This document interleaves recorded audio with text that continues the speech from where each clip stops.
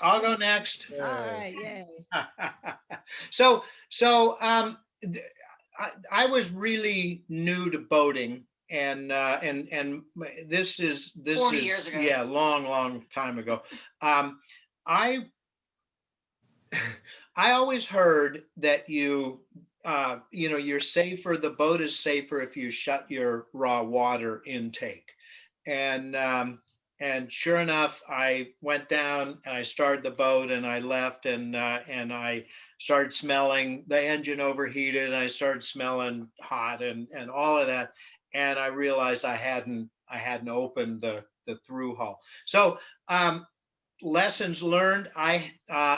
Kim Barr actually leaves the key down on his through hull valve. So to start the engine, he has to go down there and retrieve it and open it.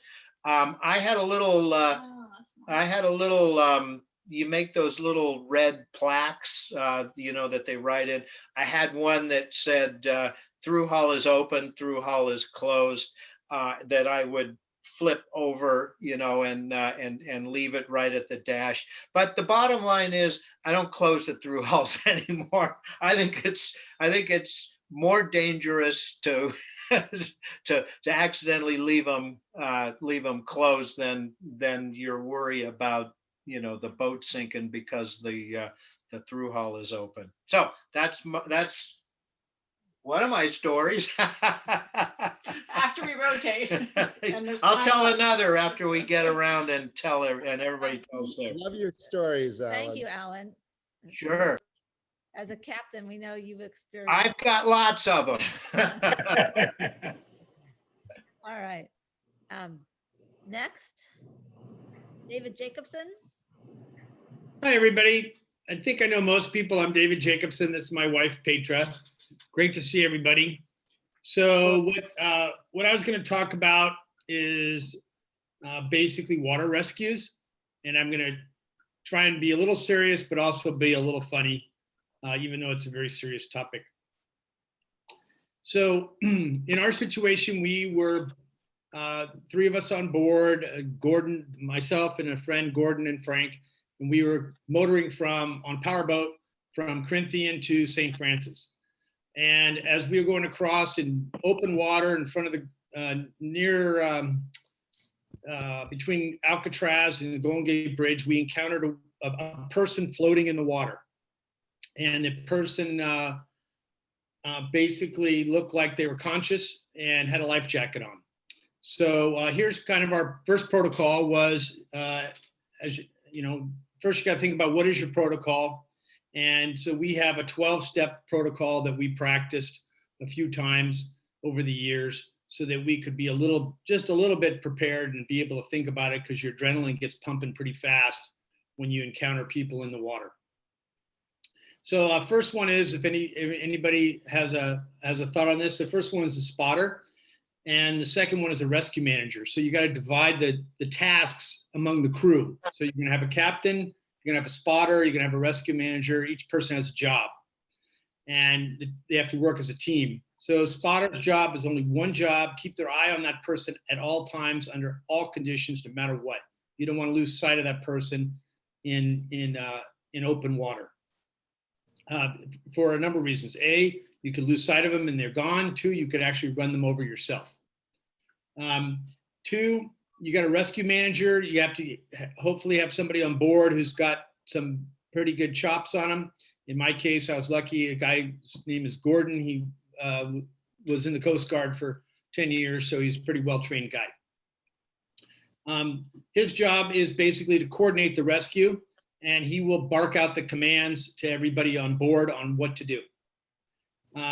So in this case, the first thing we did is the captain calls the Coast Guard and notifies the Coast Guard of the situation and what our location is and our what we call preliminary assessment. Is there a sunk boat? Is it a kayaker? Is it a windsurfer?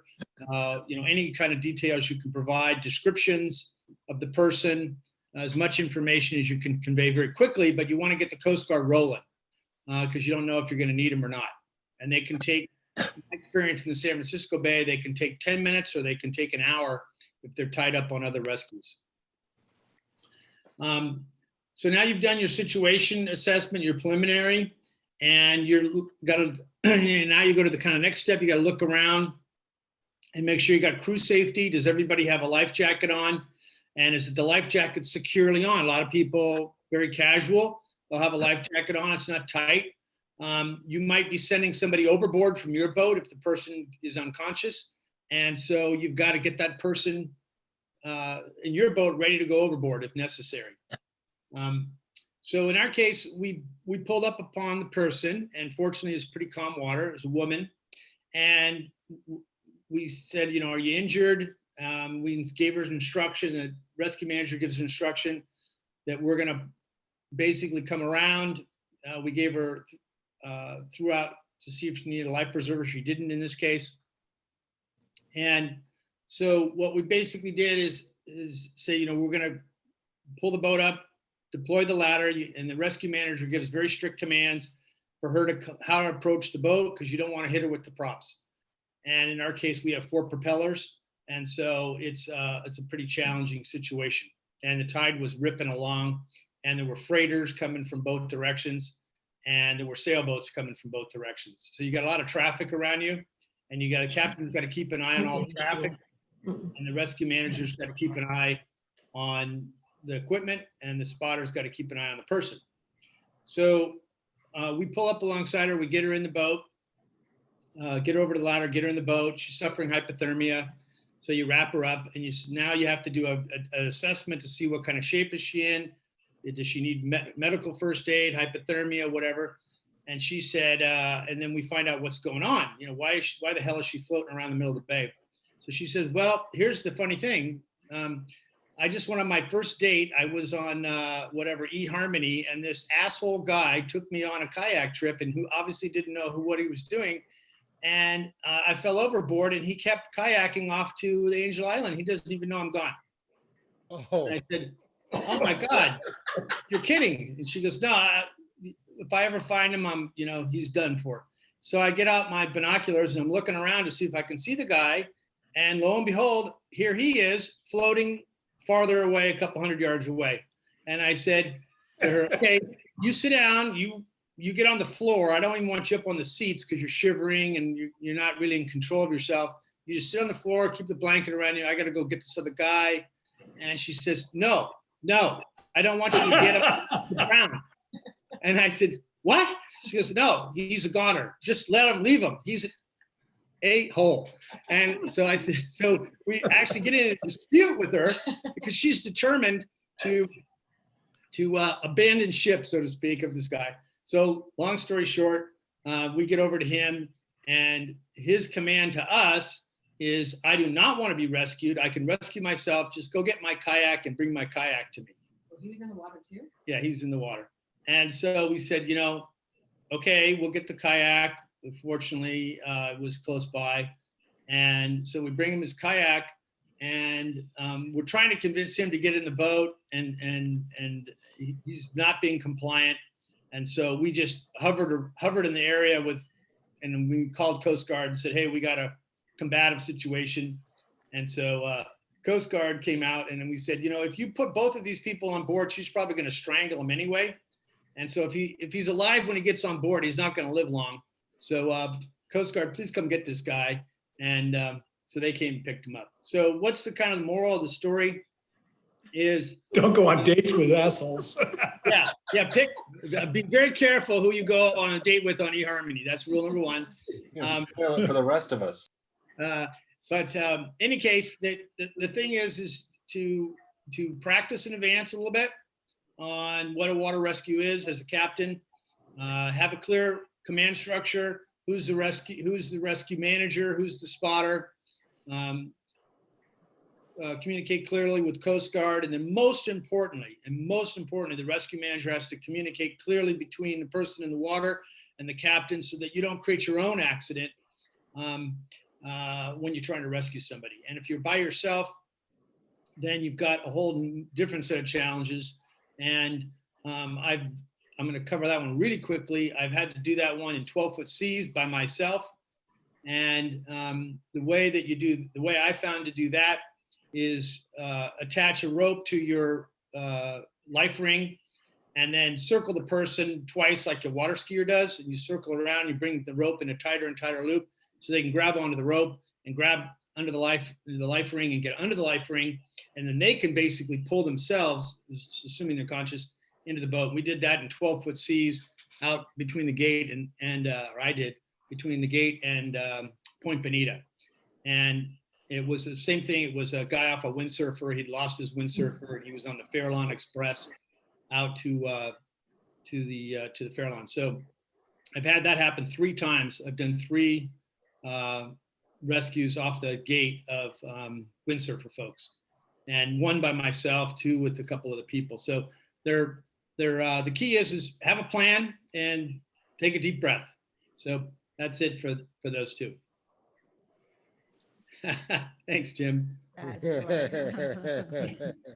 The only, David, the only thing that we were trained, we did a lot of MOB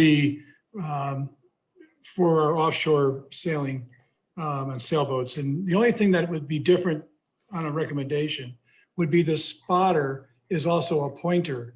And the pointer is pointing at the person all the time. So the helmsman or helmswoman can watch the pointer and know where the body or person is. Yeah. And that is that I would definitely agree with that. I use one slightly, I've done that. I also use if I have 3 people, I use the rescue manager and the spotter, and they're basically, yelling out commands to me, 12 o'clock, 1 o'clock. And you're right. The pointing of the finger is a great way to do that. So yeah, that's a good ad. Thanks. Yeah. Nice job. Congrats. Yeah. Thanks. Yeah. The good I news. only got 1 windsurfer underneath the gate with a freighter coming in on him. That was scary, but Yeah. We did one in the middle of the night in the fog under the Richmond Bridge. That is a whole nother little challenge. And so it happens. You find people floating around, yeah. and you got to be prepared to deal with it. The good news about the windsurfers is they're wearing wetsuits.